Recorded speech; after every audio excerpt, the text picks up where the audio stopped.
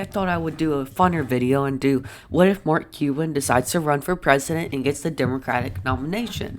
He's basically the Democratic version of Trump in this scenario. So yeah, let's go ahead and get started with all the safe states in the scenario. Florida would be safe because I do have Marco Rubio as JD Vance's running mate. Ohio would be safe as JD Vance is a former senator from that area. But Texas, I do not think would be safe in this scenario. Oh, Alaska would. Sorry about that. Colorado, Illinois, of course, all safe. New York, Massachusetts, Vermont, Connecticut. Sorry. Yeah, Connecticut. Rhode Island. This this district of Maine and Maine as a whole.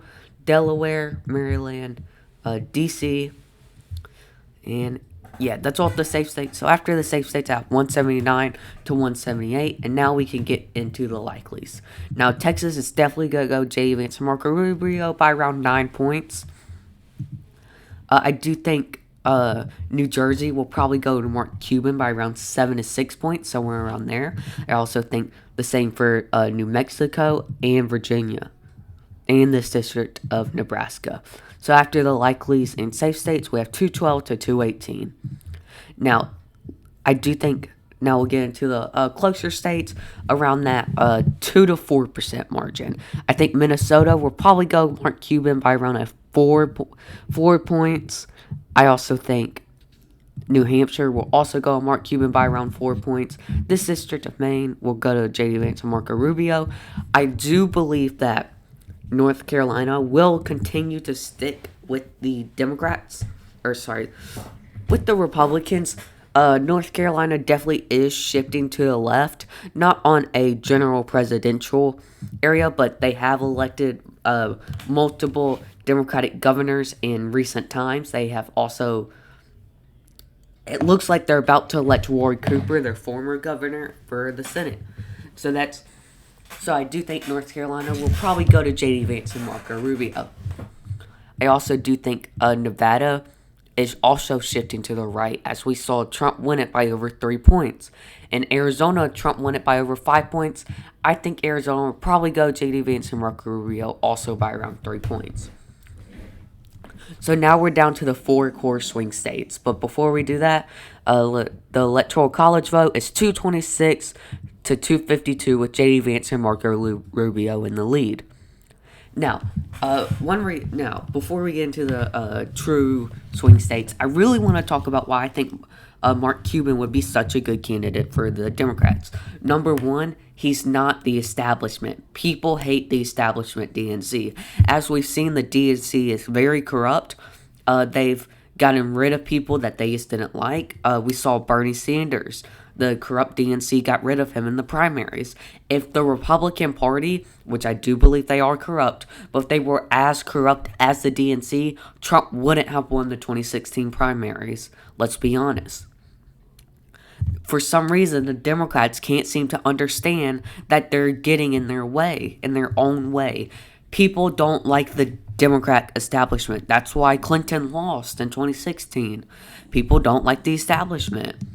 That's why I think Mark Cuban would be such a good candidate, especially if he teams up with someone progressive like Ro Khanna. Mark Cuban's also a billionaire. He's like this businessman. I know how, sort of like what Trump did. I have all these successful businesses. I know how to run the economy. He has huge name recognition, of course, from Shark Tank and majority owner of the Mavs. And he's also got a ton of money to spend on this election if he really wanted to go all out. And also, as a billionaire, I think it would be very good for the Democratic message about raising taxes, or at least enforcing the current tax system, that billionaires should be taxed more if an actual billionaire is the one saying it. Now we'll get down to the swing states. I do think Wisconsin will go to Mark Cuban and Ro Khanna. As we see, Wisconsin was the closest swing state to shifting to the Democrats. I do expect it to go to the Dems by around a 0.5% margin, somewhere around there. Pennsylvania, I I do think without Josh Shapiro on the ticket, with no one from the state of Pennsylvania, we could see Pennsylvania go to J.D. Vance and Marco Rubio. But also, we have to look at Trump's popularity here. Let's look at real clear polls. We look at Trump's averaging around 5.5% disapproval rating. I could definitely see Pennsylvania going to Mark Cuban. Pennsylvania's probably going to be the truest swing state out of them all. Georgia might go to Republicans, but I don't think J.D. Vance and Marco Rubio have the best appeal in Georgia. I do think Georgia is overall shifting to the left, and I do think that's a very good sign, as we see John Ossoff, a Democratic senator from Georgia, is doing very well in the polling in Georgia for the 2026 midterms. Trump did win it by around 2.2 points, but of course Joe Biden won it last election by the slimmest margins.